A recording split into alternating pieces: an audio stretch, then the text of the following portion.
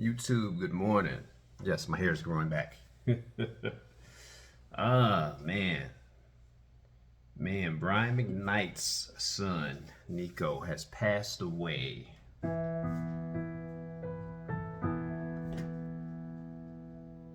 He's passed away. And it was sad.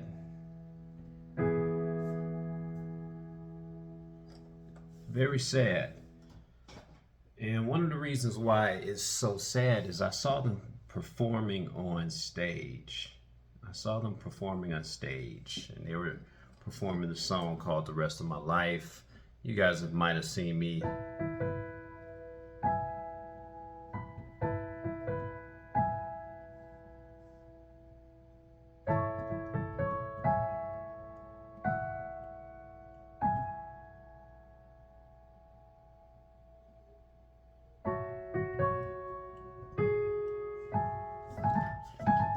Anyway, I can't talk and perform at the same time.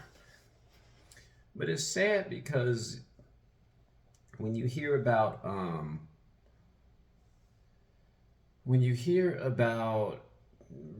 McKnight being slandered in the news, they call him a deadbeat father, deadbeat dad.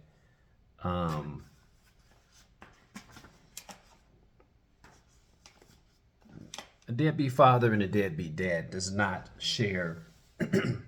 They don't share the spotlight with their children. They're non-existent to their children. And the reason why it's such a almost travesty is because the whole McKnight family, they have nothing but talent running through the family. So when you see a father sharing the stage with his sons, and you also see the genetic, I'm going to say this is genetic, passed from him to both of his children. I don't know about the daughter, but when you hear about that, it's amazing. It's a beautiful, genetics is a beautiful thing. Genetics is a beautiful thing. So when I saw that moment on stage, they sung the national anthem. They sung For the Rest of My Life. And I don't know if they had to work on harmonizing, but if they didn't, that's just beautiful. So I'm very sad that that relationship or relationships were not able to heal or mend before his son passed away. People can say what they want to say, but in my family, personally, I've seen this happen where you don't know both sides of the story, where you have my mother doing this. And keep this in mind, there are people, aside from public or popular opinion, there are people inside that family that actually know what's going on. Like in my family, I knew what was going on. I knew that my mother was this way. I knew that every time my father tried to see his children, that she would get in the way. I mean, and mind you, just to take a little bit deeper, this is the woman that I'm not going to show you my leg and stuff like that, but and I still love her. My love does not take away the fact of if you look at a burnt leg or marks in my head. My father had to take me from her to protect me. My twin sister passed away very young, and my other brothers and sisters were left to deal with this mayhem. And them being young and moldable, they weren't able to actually have their own opinion. By the time they got grown, my father still, now keep this in mind, like Brian McKnight, my father went on to live his life. He went on, met my darling stepmother who raised me, took me in under her wings and raised me from a little child, 7, 8, I would say 8, 9 years old. Called me her own. And he went on to live his life. And he paid his child support to both children, and he still wanted to see his children, because my stepmom was very instrumental in making sure that got done. But my biological mother got in the way of that. Truth be told, I remember, hey, police escort, you know, let's face it, we got some family members that's, you know, that they don't want to see you living your happiest life, your best life. And unfortunately, the children become casualties of this. The children become casualties of what the parents are going through. And when that father is trying to see his children, trying to build relationships with his child, like I told my wife now, I said, I don't understand.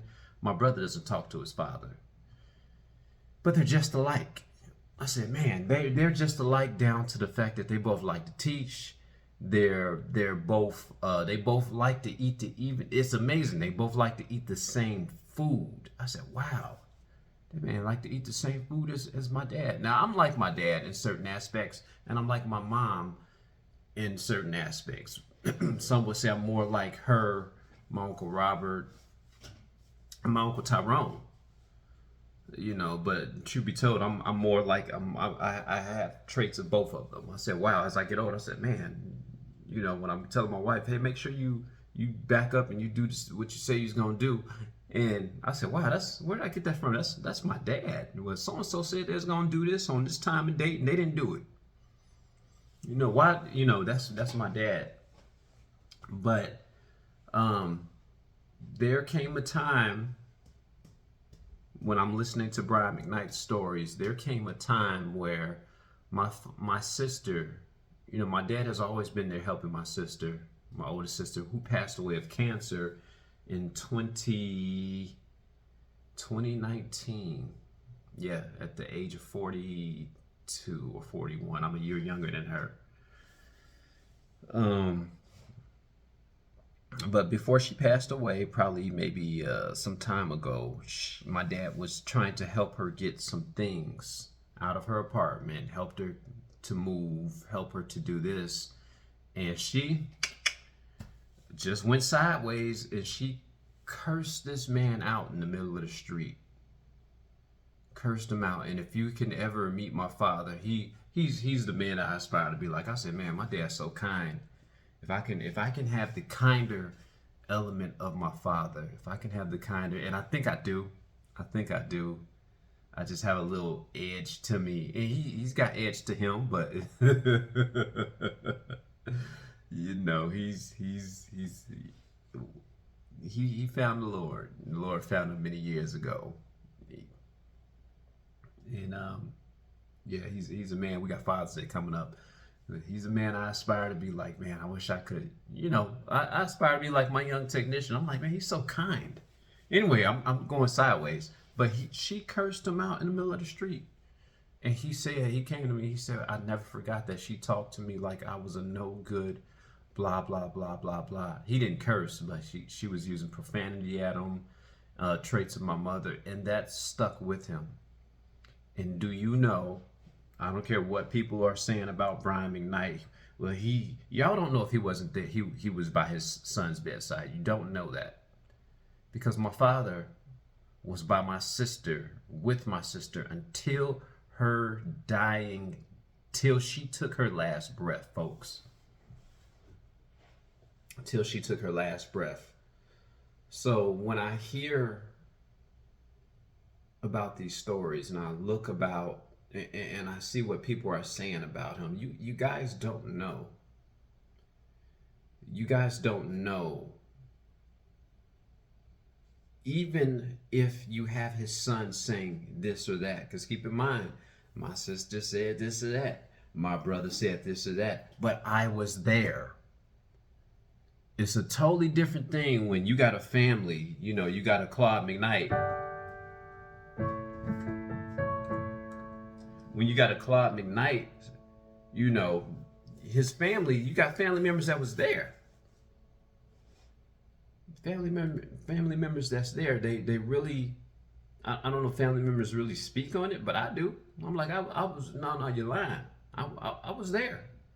I was there, baby bro. I was there, little sis.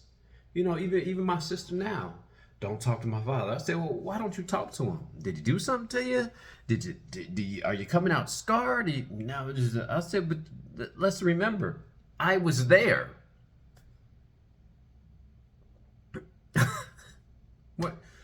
What you gonna say when I hit you with your truth is actually a lie? Well, I gotta live my truth. Your truth is actually a lie. You're delusional. I was there. There's many sides to the story. There's this, your side, their side, what actually happened, and then there's the people that's on the outside, close to the family, looking in and saying, man, that's messed up. But there are people that are actually there. It's a sad thing. It's a sad thing, and I'm gonna pray that family get healed. I mean, I know Brian McKnight has gone on to live. He's gotten remarried, and his life is happy. I see him playing songs for his wife.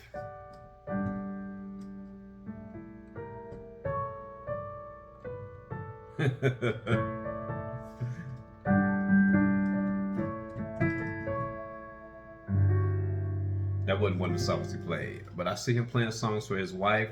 I see that he has a newborn, and I think he also named the newborn Brian McKnight Jr. I'm not going to talk about that. I think that's kind of petty. I'm sorry. I'm only calling it like I see it. So Brian McKnight is watching this. I'm like, what made you name the first son Junior, and then take that title from this Junior? And again, you can name your kids anything you want. If you have a female daughter, you can name her Junior. But anyway, and I see that he's actually embracing his new family, and he's putting the other children through school, and he's applauding them. I personally think that was adding fuel to the fire. I personally think that was adding fuel to the fire, and it's like, okay, your son's on social media, Brian McKnight Jr., the first one, and he's seeing all these things. And how would you feel if, I'm speaking to Brian McKnight Sr., how would you feel if that was done to you by your father? I've embraced a new family. I got a new son. I'm happy for my wife's children. Blah, blah, blah. I said, yeah, that was kind of man to man. That was wrong. I'm just call it like I see it. Yeah, that I don't care if I understand the kids broke in the house and you said they put X's up. I understand that, and they're grown people. Yes, we understand that. We understand that, but people still have feelings, and you're still the father. You're still the father. Did my father stop helping my sister because she did that? Nope. Kept right on helping her. Kept right on assisting her. Yeah, it's just a sad thing. It's just a sad thing. That's all I gotta say. I'm gonna pray. If you have family members, if you are struggling with forgiveness, and we all it's like, I'll get angry.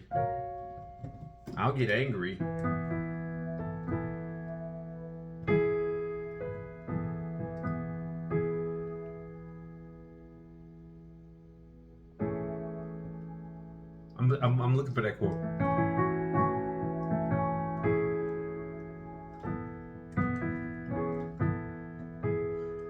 I gave a little tutorial. I had this years ago. But if you're struggling with that, learn to, Bible says to get angry and sin not. And I believe that is saying it's okay. We're going to have feelings. It's okay to get angry. It's okay to get angry, but the sinning part comes with okay, we understand Brian McKnight Senior got upset. He got a little upset. The father, kids broke in his house, they're doing all this. The sinning part came with the aftermath. And I'm not saying I'm not saying that his son, this newborn son, was the sin. That wasn't the sin. The sin was the action of you naming that child Brian McKnight Jr. when you already have a son named Brian McKnight Jr. The sin part is that you held your other children, your stepchildren, oh, I'm so proud of so and so. I'm so proud of the daughter, and I'm so proud of this other son that's not yours. That's where the sin part comes in. So, Brian McKnight, you've also got to take some responsibility. Like, yeah, I think in the aftermath of all this, you've got to say, okay, I shouldn't have done that. That was a little too much. That was a little too much. That did not allow for healing.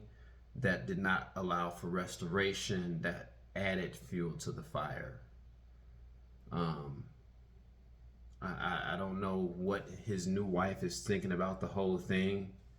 Meet a man like Brian McKnight and just getting swept off your feet. And yeah, I understand that she's a doctor of sorts, but you meet this amazing man and you see the conflict of what he's going through with his children. And you also have a responsibility too, because my stepmom met my father, an amazing man, and despite what the conflict was, she still told this man, hey, we're still going to see your children. She still told him, hey, I understand Joshua's mother. He should be with his brothers and sisters. I'm not going to say that she didn't, but at the same time, if she's looking to protect her husband's reputation, as vocal as all of this is, hey, step up and say, hey, I'm Leilani, and this is what has happened. This is what we're trying to do to bring this family back together. It's not all about your children and your family. It's about the family all together. Because my mom did that. My mom said, hey, you need to see your kids. And it wasn't one of those, he wasn't seeing them, but he didn't want to deal with my mother at the time. And she was very instrumental. And he'll tell you that, yeah, she tried. We tried to bring my baby brother to stay with us, but they didn't like the Christian lifestyle. They wanted to go back to, and truth be told, kids don't understand at that time. You're taking kids that watch cartoons on a Saturday morning and saying, hey, you guys got to sit up in a room and play Bibleopoly and attend these family devotions. So it was a very different structured way of living. So they as kids don't understand that, and he made the choice to go back. So there are a lot of variables in this story, a lot of variables that when we talk about the reason why things happen in families, you got to look at the whole entire scope of things. And now my brother now is 42, 3, 4, 5, 6, 7. He's 42.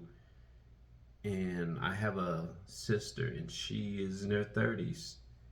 And the only advice I can give them now at this age is I'm like, hey, don't take it to the grave. Don't take it to the grave. And I know people are going to be like, well, what about your father? There comes a time where a child grows up. And the Bible illustrates this with the prodigal son, where you got to let that child go. Okay, I'm going to let you go.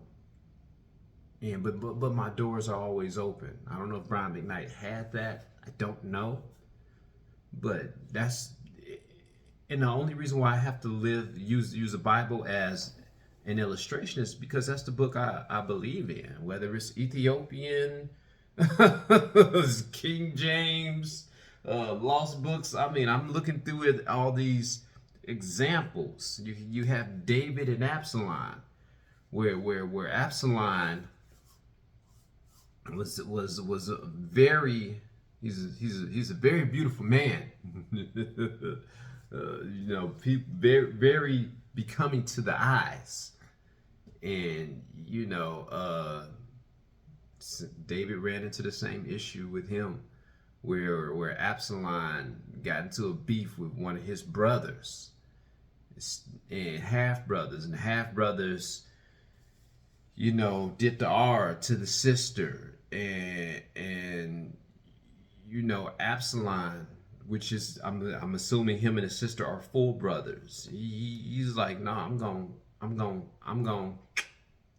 yeah, I'm going. He never let that go. 2 years later, he invited his brother, yo, it's a Diddy party at my house. And he did what he did. Took his brother, made sure that he had gotten well of the devil's nectar, well full of the devil's juice. And he told his guys, hey, go get him. Make sure it's painful. So we have examples like this all through the good book. Then he tried to come after his father's kingdom, sleep with his father's wives on the rooftop, R-ing them, so to speak, where his father could see, shamed his father. There's so many examples in history like this. And it's sad. It's sad.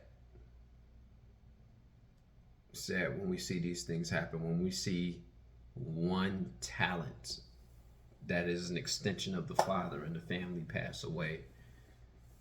On social media, on Instagram, we still haven't heard from Brian McKnight Jr., the first one.